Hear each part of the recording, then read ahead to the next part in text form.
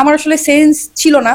তখন আমাকে কিভাবে কি করেছে আমি জানি না। দুই নৌকায় পা দিয়ে আসলে কখনোই হচ্ছে মানে গন্তব্যে পৌঁছানো যায় না, আমার যেটা মনে হয়। কারণ বলতে একটা সময় ছিল কারণ, বাট এখন আর সেই কারণটাকে কারণ মনে হয় না। এখন যেটা মনে হয় যে যেটা করেছি ভালোই করেছি। তো আমার পরিচয়, আমি মৌমিতা মৌ হয়েছি সিনেমা দিয়ে। সো আমার মজা আড্ডা অনেক কিছুই হয় কাজের ফাঁকে ফাঁকে, সেটা অনেক সময় দুঃখজনক হয়, আবার অনেক সময় অনেক ফানিও হয়। এনার্জেটিক ছিলাম তখন, এখন যেটা নাই। বর্তমানে নাটক নিয়ে ব্যস্ত আছি, যেহেতু সামনে ঈদকে কেন্দ্র করে আসলে নাটক করা হচ্ছে না। ঈদে হয় সিঙ্গেল নাটক, তো এখনো আসলে যেহেতু টাইম অনেকটা রয়ে গিয়েছে, পুরো মাসই রয়ে গিয়েছে।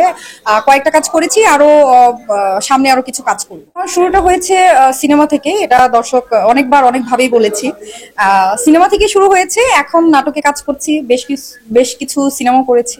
এখন বর্তমানে তো আপনি শুধু ছোট পর্দার কাজ নিয়ে ব্যস্ত, সেক্ষেত্রে সিনেমার কাজে আপনি ব্যস্ত নেই কেন? সিনেমার কাজে ব্যস্ত নেই বিকজ অফ আমি সিনেমা করছি না এখন। আমি এখন নাটক নিয়েই ব্যস্ত, নাটকেই কাজ করছি। আর হয় কি, দুই নৌকায় পা দিয়ে আসলে কখনোই হচ্ছে মানে গন্তব্যে পৌঁছানো যায় না, আমার যেটা মনে হয়। তো যেহেতু আমি আগে যখন সিনেমাতেই ছিলাম, যেহেতু এখন নাটকে রেগুলার, নাটকেই গিয়েছি। আমি দুই নৌকায় আসলে পা দিতে চাই না। এর মধ্যে কি কোনো কারণ আছে? কারণ বলতে একটা সময় ছিল কারণ, বাট এখন আর সেই কারণটাকে কারণ মনে হয় না। এখন যেটা মনে হয় যে যেটা করেছি ভালোই করেছি। মানে ব্যাক করার ইচ্ছা আপনার নেই না? না, ব্যাক করার ইচ্ছে না। যদি আমার মনোপ্রদ গল্প পাই, ওরকম প্রোডাকশন পাই, অবশ্যই কাজ করব। যেহেতু আমার শুরুটা সিনেমা দিয়েছো, সিনেমার প্রতি তো আসলে ভালোবাসা একটা রয়েই গিয়েছে। এখনো দেখা যায় আমি যেই প্ল্যাটফর্মে কাজ করি না কেন, আমাকে কিন্তু চিত্রনায়িকা হিসেবেই সম্বোধন করা হয়। এটা কিন্তু আমার কখনোই হচ্ছে মুছে যাবে না। তো ওই জায়গা থেকে তো আমার পরিচয়, আমি মৌমিতা মৌ হয়েছি সিনেমা দিয়ে। সো আমার মনোপ্রদ গল্প হলে অবশ্যই কাজ করবো। কোন ধরনের গল্প? না, গল্প না, মিনস গল্প অ্যাকচুয়ালি হচ্ছে গল্প মেকিং, প্রোডাকশন, বাজেট সবকিছু মিলিয়ে। শুধুমাত্র গল্প দিয়ে তো হয় না। একটা গল্প ভালো, বাট সেটার বাজেট যদি না থাকে, মেকিং যদি ভালো না হয়, সেই গল্পটা তো ভালো লাগবে না।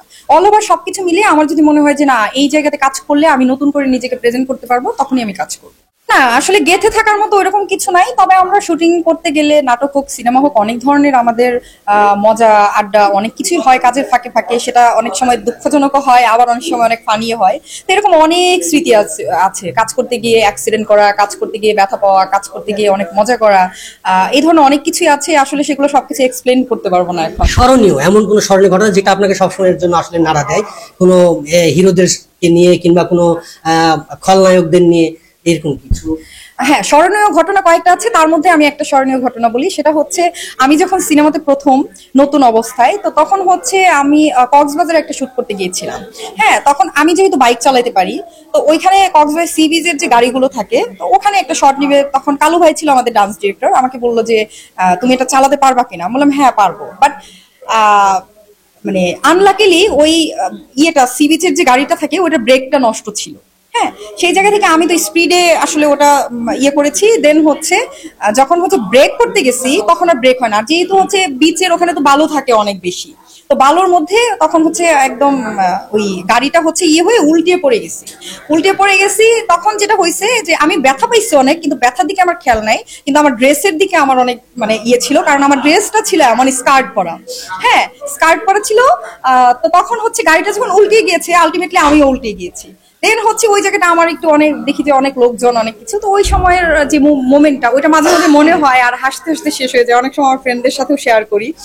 বাট অনেক ব্যথাও পেয়েছিলাম, আমার একটা নৌকো উঠে গিয়েছিল।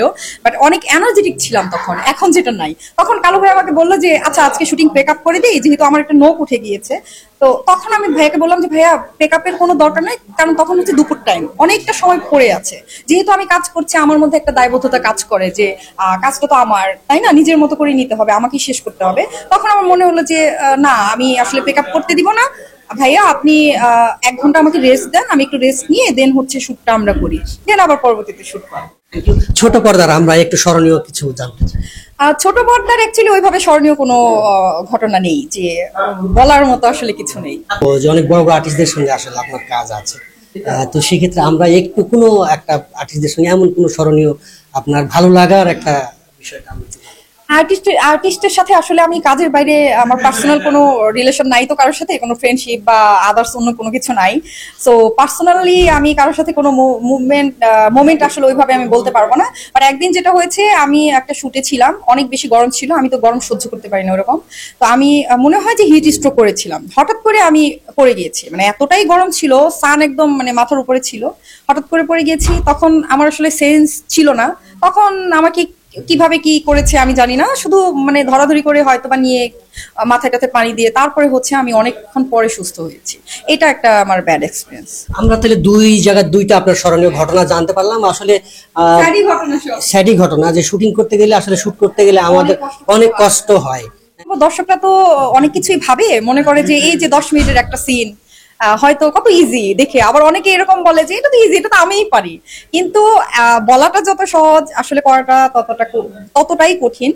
কারণ ক্যামেরার সামনে দাঁড়িয়ে আমরা বাইরে থেকে অনেক কিছুই বলতে পারি, বাট ক্যামেরার সামনে দাঁড়িয়ে এক্সপ্রেশন দিয়ে কথা বলা এটা আসলে অনেক সাহসিকতার একটা বিষয়। আমাদের যারা হচ্ছে আমাদের গুরু, মানে আমাদের গুরু বলতে তো আমরা ডিরেক্টরকেই বুঝি। এমনও আছে যে আমাদের অনেক ডিরেক্টর আছে যারা হচ্ছে ক্যামেরার সামনে এসে কিন্তু তারা অ্যাক্টিং করতে পারে না, বাট আমাদের বাইরে থেকে অনেক ভালো বুঝিয়ে দিতে পারে। তো ক্যামেরাটা অনেক কঠিন একটা জিনিস। হ্যাঁ, আর আপনারা হচ্ছে ভাবেন যে আমরা হয়তো সবসময় মজা, আমাদের কোনো দুঃখ কষ্ট নাই, হ্যাঁ আমরা সবসময় ফানি একটা মোমেন্টে থাকি, সবসময় হাসা, আমাদের লাইফটা কত বেশি মানে কি বলে পিচফুল। আসলে এটা ভাবার কোনো কারণ নাই, কারণ দিন শেষে আমরাও মানুষ, আমাদেরও দুঃখ কষ্ট থাকে, আমাদেরও মন আছে, আমরা রোবট না। আমরা ক্যামেরার সামনে আসলে এটা আমাদের এক ধরনের জব।